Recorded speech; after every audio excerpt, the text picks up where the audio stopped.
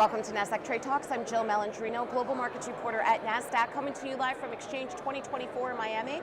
Joining me for this segment, we have Noel Archard, Global Head of ETFs and Portfolio Solutions at AllianceBernstein. We're here to discuss ETF trends and how investors are using active ETFs. Noel, it's great to see you as always. Welcome back to TradeTalks. Thanks so much. Great to see you. Of course, one of the key trends, the rapid growth that we're seeing in active ETF flows. Yeah, it's been another robust year. I mean, we saw flows into active ETFs, I think, jump by over 50% from the end of 22 to the end of 23. Definitely a lot of engagement there. 3/4 of the new products filed, listed were active ETFs.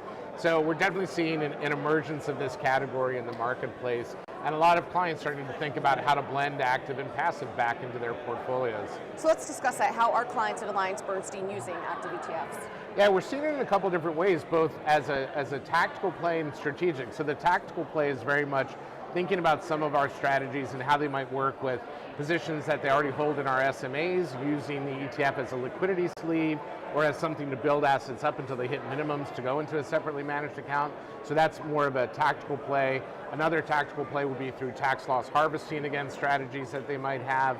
And another is just trying to think about where rates are going. Do they want to lengthen duration in the portfolio for some period of time and then transition maybe to a longer duration once we see a rate shift? So multiple ways where we're seeing tactical shifts, which is what we commonly see with ETFs, but also, as we've seen in the history of ETFs, very strategic position taking. So investors who are going in, who like the strategy, like the vehicle, and see this as a mainstream part of their portfolio, is absolutely part of that construct. What about new products for 2024?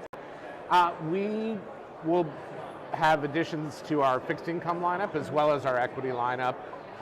We obviously have a global multi-asset capability at the firm, so a lot of what we're trying to do is make sure that we've got a very tight set of products that investors can utilize regardless of what's happening with valuations, hard landing, soft landing, rate increases, decreases, whatever it might be. So we know the growth in ETFs, it just continues to explode. How is AllianceBernstein continuing to differentiate yourself from competitive products?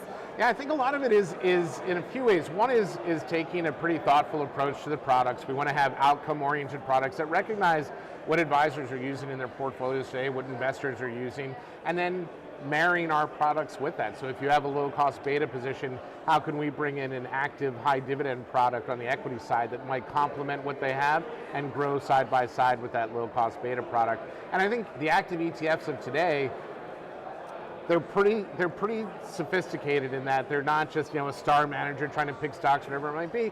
They're really looking from both a systematic and a fundamental perspective, and they're very competitively priced. So blending that active and passive in a portfolio gets you a really reasonably priced portfolio with a great chance of hitting the outcomes you need. What about industry trends in your overall 2024 outlook?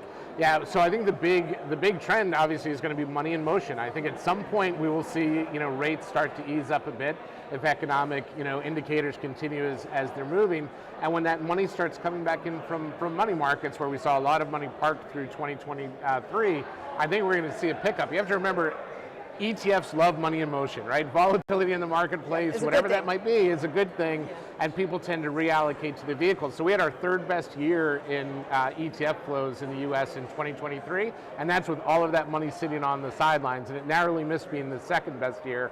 I think when that money starts coming back in, you're going to see another big uptick in ETFs, and I think active are going to benefit, and I think fixed income is going to benefit once there's some rate certainty. All right, Noel, appreciate the insight as always. Thanks for joining us on Trade Talks, and thanks for joining me from Exchange. I'm Jill Malandrino, Global Markets Reporter at Nasdaq.